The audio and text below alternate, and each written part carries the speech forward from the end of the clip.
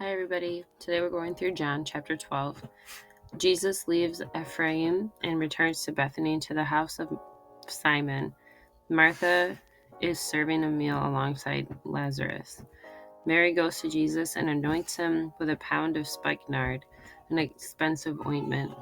John says she anoints his head. Other gospels say she anoints his feet. This study Bible suggests that she does both. Judas asks, why does she do this? That ointment could be sold for a year's worth of a laborer's wages. John says that Judas is a treasurer, but specifically says that he is a thief, and it can be seen by his obvious coveting of the easy money of the ointment.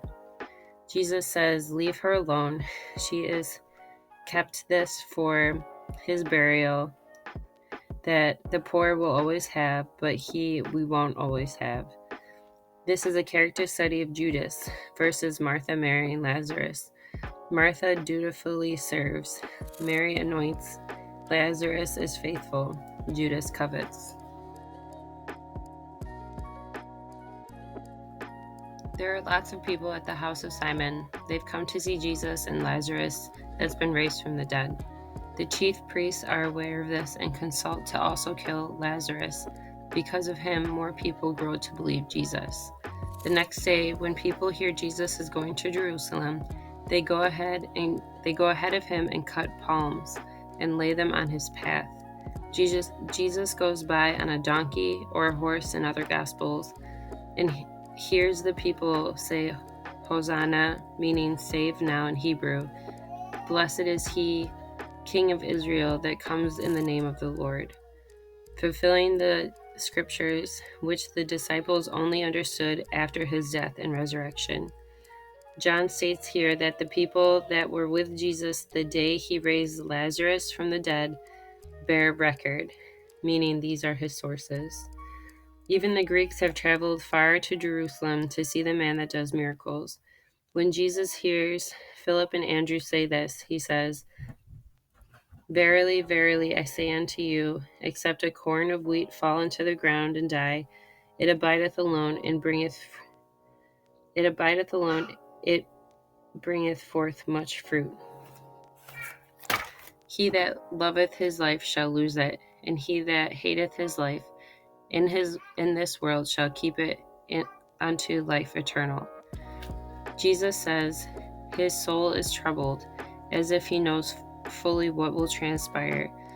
He asks God to save him from this hour, but for this cause he came to this moment. Jesus then says, Father, glorify thy name, and John writes that a voice from heaven says, I have both glorified it and will glorify it again. There are mixed accounts here. John writes that some people said it thundered, while others said an angel spoke to him. Jesus tells them all, this voice came not because of me, but for your sakes. He foretells, now is the judgment of this world. Now shall the prince of this world be cast out, and I, if I be lifted up from the earth, will draw all men unto me. The people say to him, we have heard out of the law that Christ abideth forever.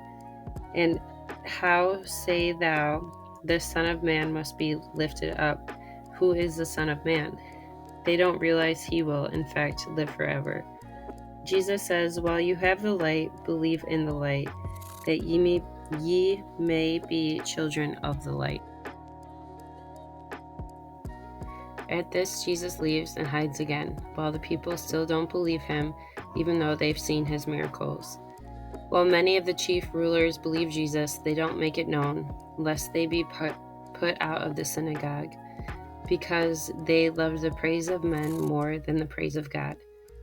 Jesus cries and says, he that believeth on me, believeth not on me, but on him that sent me. That whosoever believeth on me should not abide in darkness. He continues to say that he came not to judge the world, but to save it. His Father gave him his commandment, what I should say and speak, and that commandment is life everlasting, a further claim of his deity. Hi, everybody. That's the end of John chapter 12. I hope that you enjoyed it. If you have any questions or prayer requests, as always, please leave them down in the comment box below. If you would consider liking and subscribing, that would be wonderful. I will see you tomorrow with John chapter 13. Thanks so much and have a good day.